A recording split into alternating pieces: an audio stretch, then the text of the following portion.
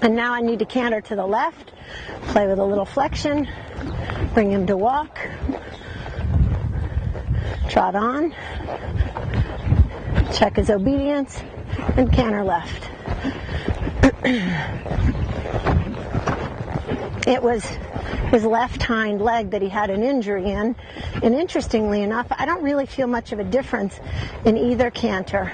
I would have originally thought that in the right canter he might have gone, with less push, because the right hind is the pushing, in the right canter, the left hind is the pushing hind leg.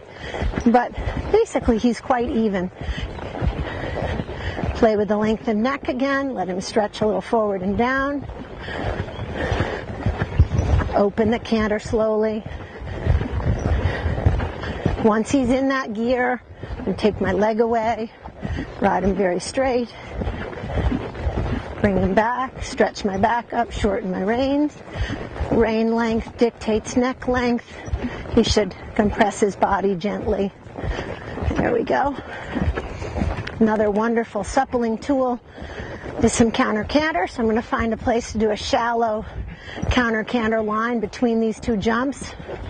My right leg is back slightly, left hip forward. Little counter canter.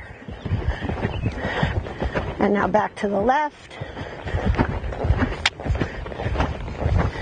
I can hear his breathing. It's pretty rhythmical, relaxed. And now a little counter canter this way again.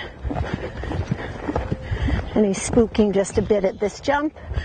I'm going to let him stop, but I'm going to let him off my aids. Back to canter.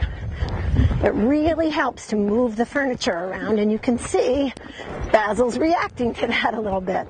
But that's all right. That's why we're out here. And there's horses in the paddock behind the fence, right behind the tree line here. It's got a lot to look at. This is what training is all about. If horses are going to be spooky, you be prepared, keep them on the aids.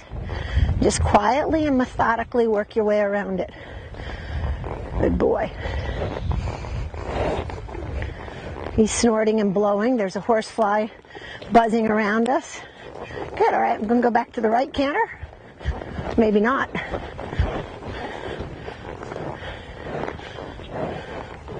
Take my time.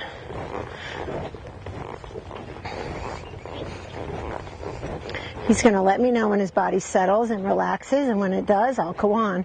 Until then, there we go. A little softer in the neck.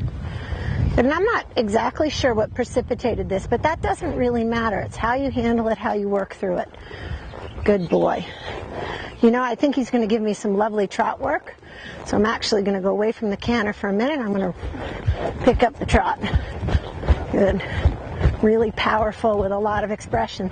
So I use that as a training opportunity. It's interesting. Sometimes when they spook, their adrenaline goes, and then they move a little differently and a little bigger and a little freer. So use that to your advantage. If I was to be able to go into the ring to the dressage right now, you'd kind of wow the judges. So if a horse gives you an adrenaline rush and is a bit spooky, put them on the aids and use it to your advantage. Don't shy away from it.